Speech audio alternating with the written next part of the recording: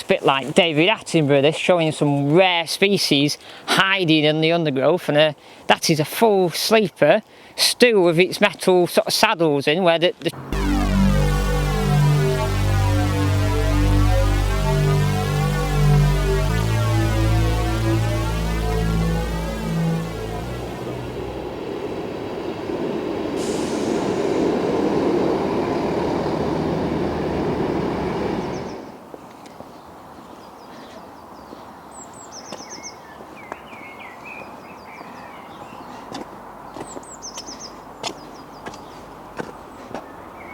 oh, didn't see you there. Thomas Edward, that's me, that is. And today we've come to Lostock Hall Station, but not just the station itself we've come to see. We've come to see, I've got this little book here, what I'm going to tell you about in a minute. This video today is a special video. I've got a good friend, Mel Fawley, who in the railway world, people know him, but out of the railway world, you won't necessarily know him, but he's a man of a brain full of much information about railways, all things railways. You can ask him anything, he knows about it. And he's also iconic in the railway world for being the boiler suit man, with his overalls on and a racing helmet for bashing lots of diesels and all sorts of class 40s, class 55s. He's quite well known. If you look back on the old photos, you always see the boiler suit man. So one of the suggestions he said for the Thomas Edward channel was I should buy a British locomotive shed directory by Ian Allan, and this is a 1965 copy, so 56 years later I've got it here today. And in here on the page, let's see, 23, Lostock Hall Shed. We're talking today about engine sheds. So 10 days, that shed number of Lostock Hall, and the shed is the south side of Lostock Hall Station, where I'm stood now. So we're going to, and it shows you directions and instructions how to find the shed. So 56 years later, in 2021, with me, Thomas Edwards, we're going to go and walk the footsteps of this book and see what's there now. So come with me and we'll go and learn something new.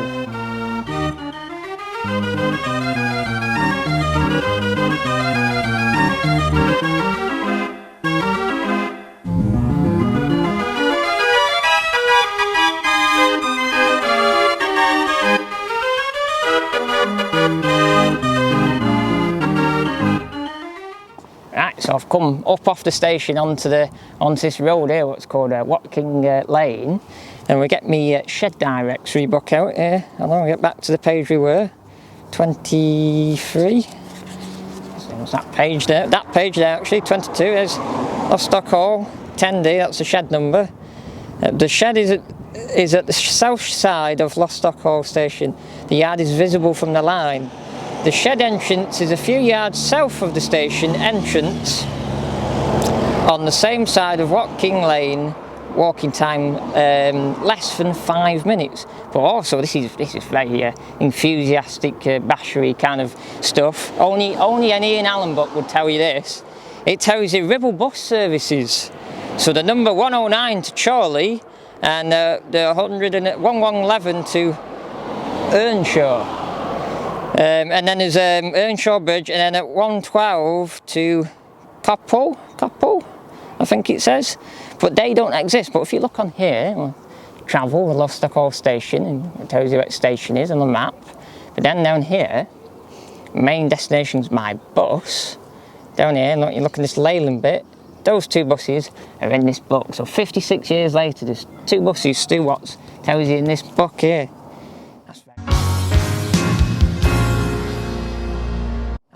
That's very I think that is the word anarchy, but quite good. You can't, I don't think you get a book these days where it tells you that. I think what everyone does now is they swipe with the phone with the real-time trains or real-time buses. But now this is even tells you by bus. So let's go and find the shed, shall we?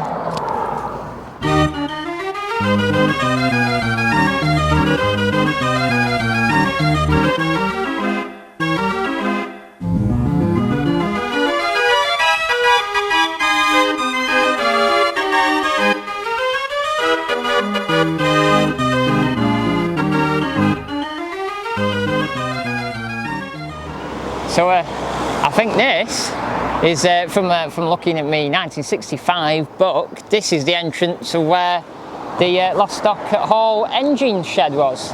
And it was a steam engine shed at that as well. It wasn't, you know, did have diesels, but a lot of its history is steam. It was one of the last 3 steam sheds on the British Rail network. One being Carnforth, this here, Lostock Hall, and Rolls Grove.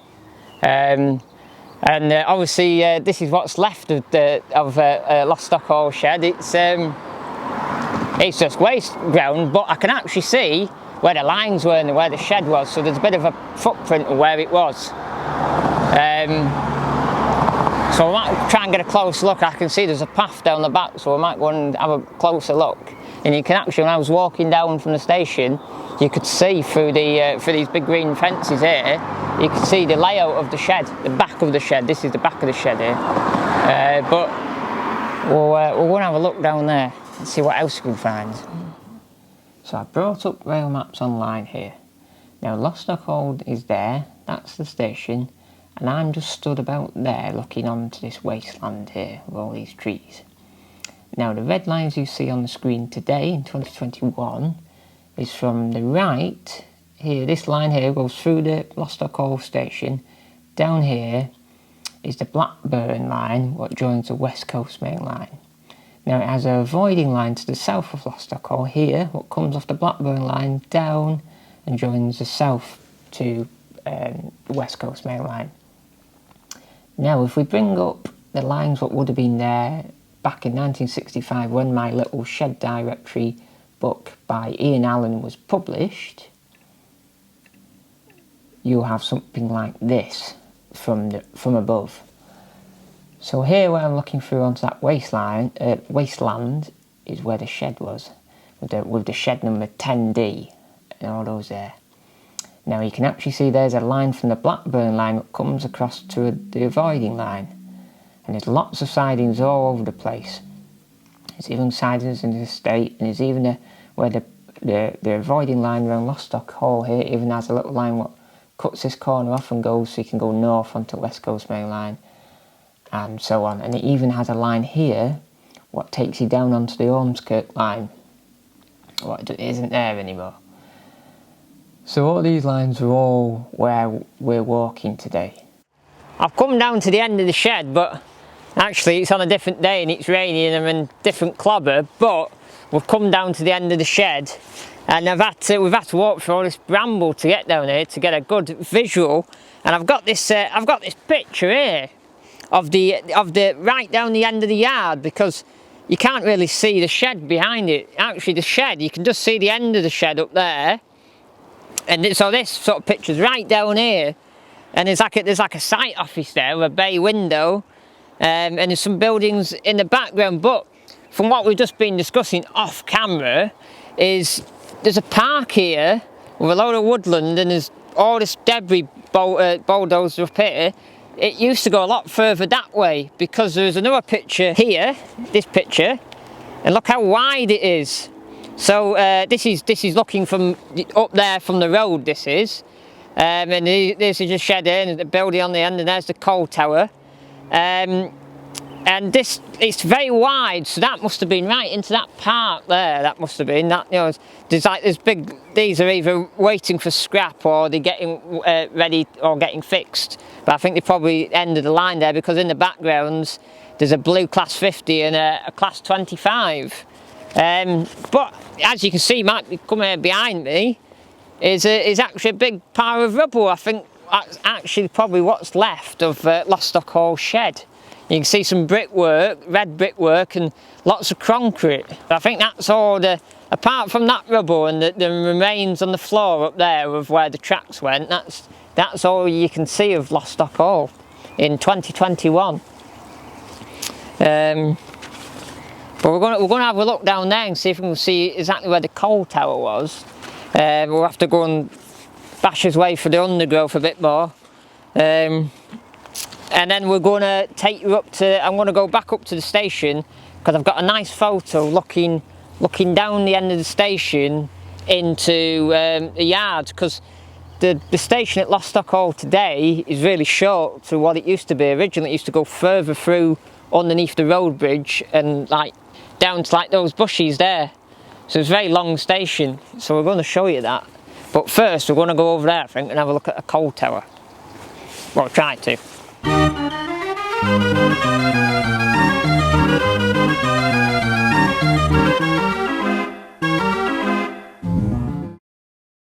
So a brief history about Lostock Hall, because I haven't really told you what the real deal history is in Lostock Hall, and its interesting past and its interesting engines to run up and down its yard and run into Lostock Hall Shed, is that it was opened in 1881 by the Lancashire and Yorkshire Railway on the 30th of October.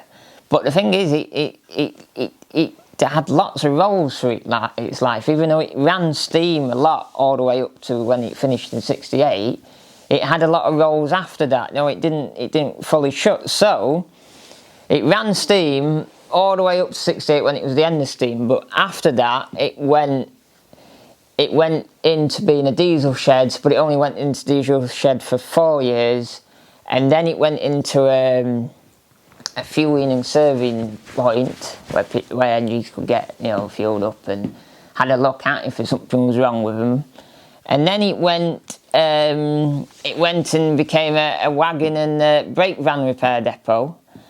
And then after that it sort of went downhill. The last engine to sort of be there was a crashed class 47111, what was stored and then was going to get removed to crew. And then after that, in 1990, it got demolished and it was gone. And then they put caravans on it, because if you look today in 2021, there actually is a caravan dealership across the line from Lostock Hall. So I don't know if it was anything to do with them, but they put caravans in it, and probably says a lot about the area at the time. A few caravans went missing on the back of in the late 80s, early 90s, probably on the back of a Range Rover or Transit, disappeared, so they couldn't do out about that. And then the land is not very usable, so they can't get planning permission to do anything with it. It's just wasteland. And for a lot of years it was open and you could actually get in and walk in it. And now, the days we've been to it, it's all got big green railway fencing around it and mesh gates, so you can't get in it.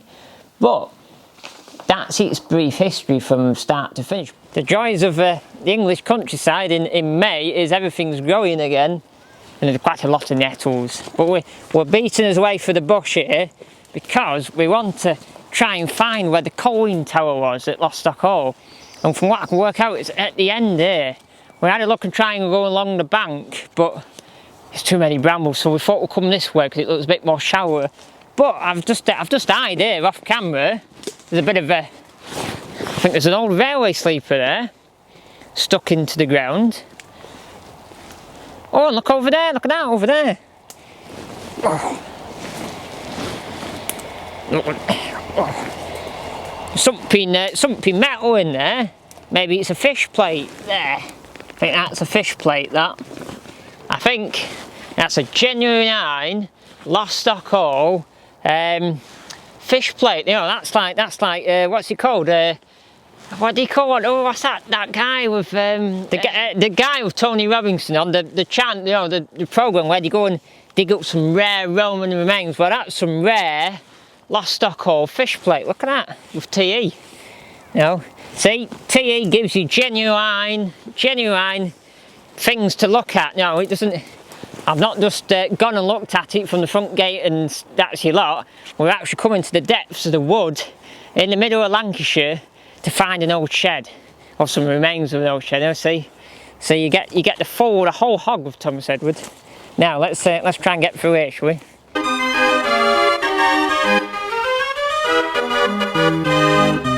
You know that expression, you can't see the woods from the trees? Well, I think I've taken you there. Right, where do we go now? I'll just have to follow my nose here and try and get over there. It's a good job I got my boots on.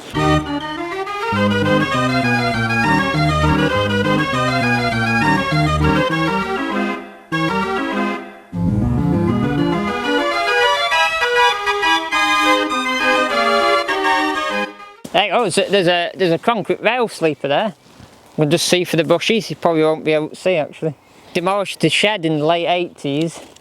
They just bulldozed it all into these woodlands, and then in the last, what, 30 years or so, it's all overgrown and we've ended up having a wee forest on it. It's not made life that easy, but you know, there's also stuff over there. There's rubble hiding in over there. We've come out here so you don't have to.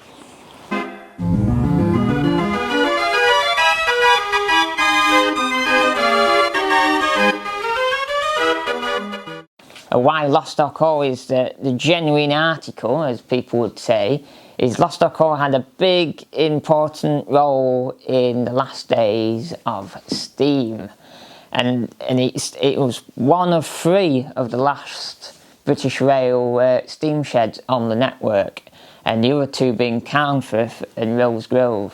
So on the very last day, there's a picture on screen now of all these engines all gleamy, all very shiny. And I should just point out here, you might see a few diesels. I think it's a class 40 and there's an 08 and there's like a 26 in the background. In the last days of steam, it was a shed with diesels on it. Diesels were, you know, you're coming in the yard like that, like pushing the steam out. You're slowly pushing the steam out of having diesels on the shed. So it was, it did share for a while before it went into an only a diesel depot. So on this picture, there's lots of shiny steam engines, and it's on the sunrise of the 4th of August 1968. It was took from the top of the coal wind tower down onto Lostock Hall, and you can see in the background all the houses and that. And why all the engines were very, very shiny was all the enthusiasts had been the night before and cleaned it up and had all the rags, and you know, spit and polish comes to mind here, and they were cleaning them with all the brasso, and they went and cleaned them. So on the 4th of August 1968, the last day of BR steam, 13 engines, and they were cleaned, and, you know, and by the enthusiasts, ready to hold the last day of specials. But it wasn't just specials, it was the last day of steam on the network altogether. You know, it was like the last day of school. You did your full day's work, you know, but then there was other unofficial last days where the charter trains came out. You know, this was the official, like, you know, the men went to work to get paid to pull a freight train on that day. They didn't get to go to work to pull a charter train. It was a proper real deal working day. And Lostock Hall was one of the busiest sheds on the official last day of British Rail system, British Rail steam, and like I just said, with Carnforth and Rosegrove. But why it was the busiest, because it had 13 engines. Carnforth and Rosegrove only had 2, and they only had 2 movements of engines. You know, Lostock Hall had 13, all working, all steamed up on the 4th of August. And the last on that very day, the last engine to get back into Lostock Hall at 4 AM on the Monday morning was 45156, and he got back to Lostock Hall, and he pulled, you know, he steamed up back into the shed and put it to bed, and he went to book off I think he called Andy Hall. He went to book off. And all like the foreman's office was all ransacked, and everything was gone. It's like when you see on a cartoon and someone buggers off and it's just like everything's sort of shaking, you know, like that comedy sort of look. But it was all gone because all the enthusiasts and souvenir hunters went and got their last day of steam souvenir. So they even nicked the phone. The phone went. Someone in Lostock Hall or wherever in the country has a genuine Lostock Hall telephone, and if you got it, comment below.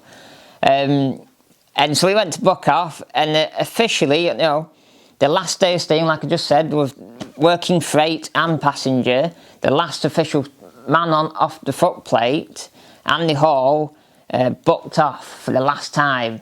But and that was it. But even though we did have charters after, but he was the official man to book off, and that was it. And that was the end of steam on the 4th of August. Well, it would have been the 5th then, the Monday morning, the 5th of August 1968. It's a bit like David Attenborough, this, showing some rare species hiding in the undergrowth, and that is a full sleeper, still with its metal sort of saddles in, where the track would sit in, there and there, and it's still on the other end as well, and it's piled on another one. So I wonder what steam or famous locomotive have run over those sleepers. And now they laying to rest with moss. I was hoping it'd be a cod bottle, with a little marble in, but maybe not. But I've just, I'm stood on a load of concrete, and coin towers are made of concrete, aren't they? So is this the remains of the coin tower at Lostock Hall? You tell me. Comment below, is this the remains of the tower? We've just had the main lines there, what goes into the station, and there's a fence between me and the line. And over there, I can see some track with some fish plates on, but I think we're actually on top of where there'd be big engines getting all its coal from, in here, because there's sleepers everywhere, where there's track being, it's just piled up. So I'm not 100% sure with me this, so bear with us, but this is my theory. Those two houses there, there's an end there what's long ways, and then there's an end of a terrace there, or one house, or a semi-detached. And on the picture here of the coin tower, there's an end of a house there, and a house there, and I reckon it's those two houses there. So roughly, I think probably I'm pretty spot on here. All this concrete here, and fence posts and sleepers, this is where the coin tower was. So we found the remains of Lostock Hall coin tower.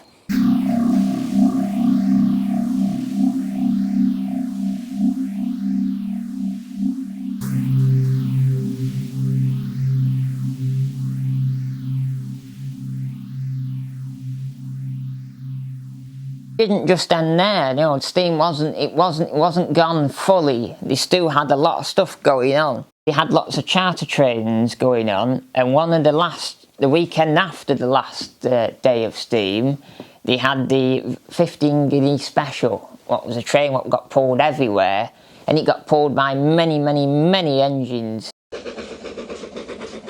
Sunday, August the 11th, 1968. It wasn't just one engine, because they really wanted to send the steam off on the high, so they used lots of different engines. And this picture I'm showing now, two engines there on Lostock Hall Shed, some guy there, the engine on the right is Oliver Cromwell, and Oliver Cromwell had a big part in that day, not just for the 15 guinea special, but also on its own right. He did something on that day not many people know, but they do know. Bit of a military operation, I think it's called in today's.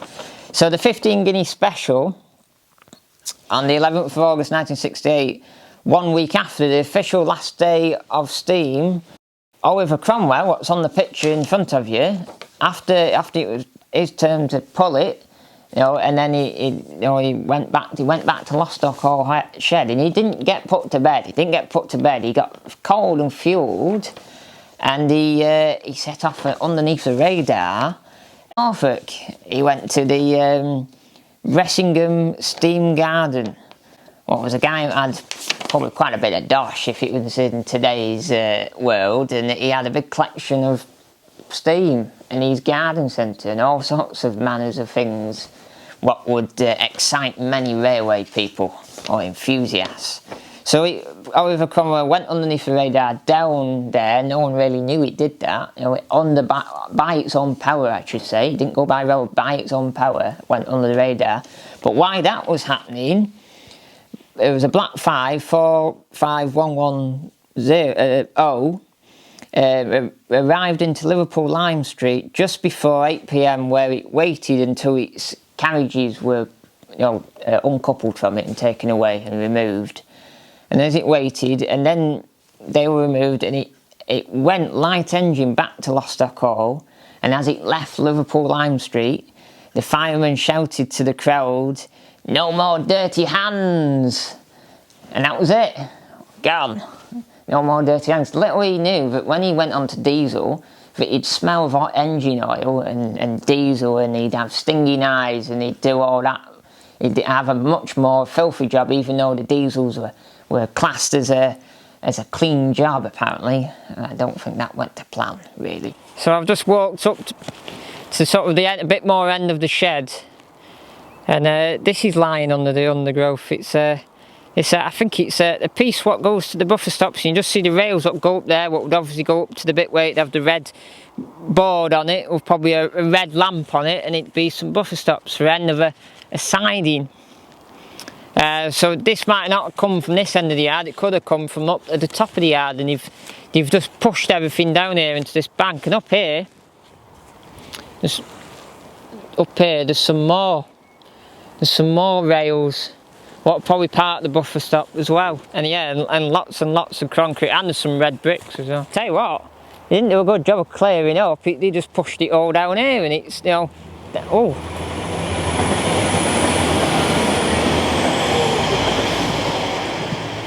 That was modern traction for you, class 195 there, just going past. So anyway, it looks like they just pushed all this concrete and old buffer stops and bricks all up into here to forget about it, you know. They didn't sort of recycle it like they should have done, you know. It's pretty mad. It's like, I tell you what, it's like a big tank trap, you know, stop tanks in the wall, like a big old pile of all the stuff up here. And there's actually, I'm going to try and beat myself a bit more through the bush here and just look for the fence. There's actually, you can still see some footings of something there, so I've got to try and get through here without falling deep into a big hole. So this thing here I'm rocking with my size 8 boot, looks to me, because it flares out at the bottom, at first I thought it was an old wagon, or was it something off an engine, or was it just a big hunk of metal, but down the bottom it flares out. It flares down here, and the bottom it flares out. So could this bit of metal be a chute from inside the coal tower, what would have dropped it down into the engines? So the big metal thing I'm stood on here, on that bit of footage you've seen, I don't know exactly where it is, but I've got a rough idea where it came off the coal tower, or, you know, believed it came off the coal tower. There's 2 bits I'm going to put on the screen, and the first one is the coal chute above the tender of this black 5, you'll see there on that circle. Could be there because when you blow it up, it's got rivets in it, so it could be from there. Or on the other end, you follow the black 5 to the right, above its smoke box and everything, and its boiler, there's another coal chute. So this coal tower's got 2 coal chutes. And on that coal chute, there's a bit above it, what the other side has as well, but it's more clearer on this side, of another sort of like angled coal chute, where the coal would come from the top, what this big metal thing what I'm stood on could be. So I don't know, but that's what my theory is. So I'm just looking down here with my torch, put that on turbo, I'm looking down here, looks like a den of fox, badger, rabbit, but if you look at the soil, it isn't soil. It's got glints, very shiny bits in it. It's coal. So that's when either, you know, the coaling towers around here, so it'd be old coal, but it'd be old coal from, like, you know, when he dropped the fire, you know, and there's just coal dust everywhere. So all this isn't soil. It's all bits of coal, and I bet that it's quite black in there, but it is, you know, it's quite dusty. So yeah, it's bleeding with coal, literally bleeding with coal.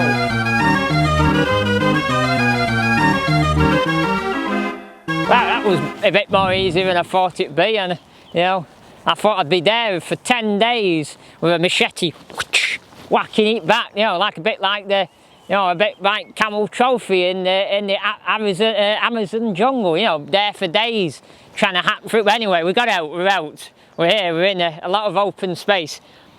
I was on that picture of the coaling tower, there was a bit of a field. Now, I think that was in there somewhere, or here, but the yard's so much bigger than you thought it was. It come right out into this park now. There'll be all sidings in here, because all that debris we've just barged us way through and climbed over would have been from all over here and all in there. So it was a massive place, huge place. Come right out here. But around here there was a bit of a green field, because you can see a bit of grass in front of the coal tower.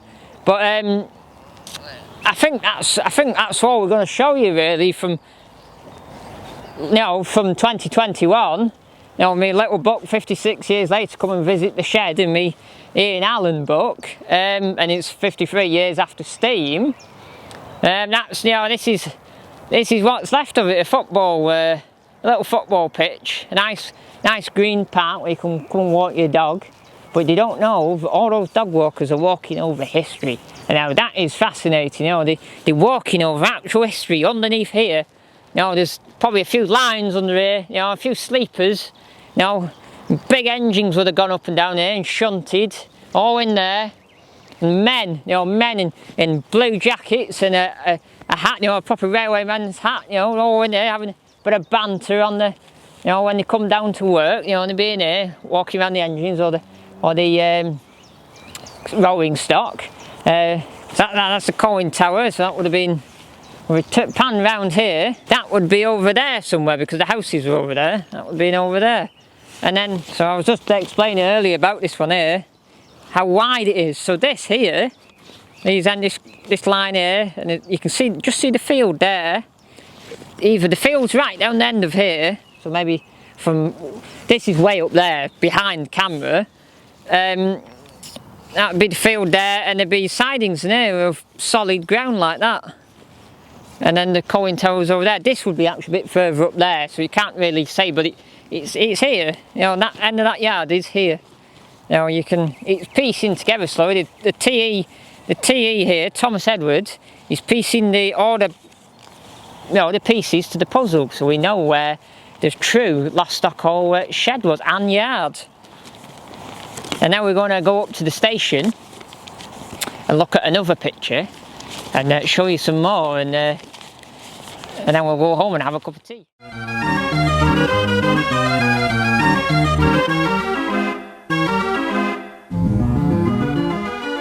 I've come back onto this side of the station because I want to look through that bridge. And the reason I want to look for that bridge, since I was last here, in that very sunny day, I found a picture, or I was actually given a picture, of looking underneath that bridge. And over there the platform went right underneath the bridge, and that's the picture there. And it's a view of the side of the shed. And there's an 8F, and there's a steam crane lifting a tender up.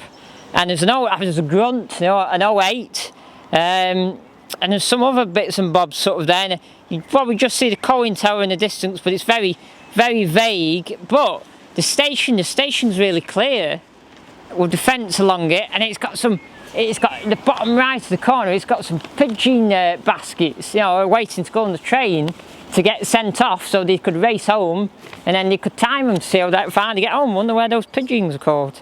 They're probably some award-winning pigeons and that. I used to know a friend's granddad used to race pigeons. It's still certain parts of Cumbria, it's still like better than football. But I was looking through there. That's the station used to run. Lostock Hall Station used to run through that bridge and be on the other side. So it's a big long station, and it had like a little there's a picture somewhere of like a little waiting room or something on it on the other side.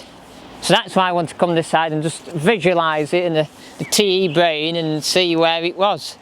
You can't really tell now, it's just, see the signal up there, and there's a few electrical boxes and lots of very green, lush May 2021 trees.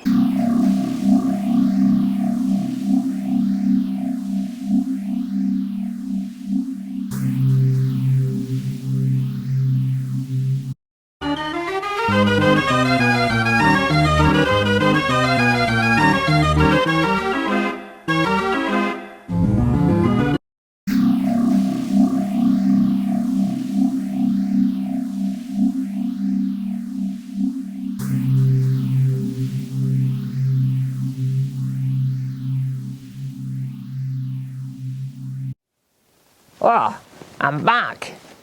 We had a good day at Lostock Hall and found out where the coal tower was. Well, I think we found out where the coal tower was. We've looked at history. We've had a good mooch, you know, really good mooch. And I think it's been, on the whole, a good day with TE. And all the photos that you saw in my video today were either from Colour Rail, or I've been kindly given some photos today by Arthur Stopow. And if you've enjoyed today, make sure you give me a like and a subscribe. You know, got to get up to 1,000 subscribers so we can get showbiz on the way a bit more. Give me a comment. I bet there's loads of people been waiting for this video, so give us a comment and remember to click that big bell. Ding!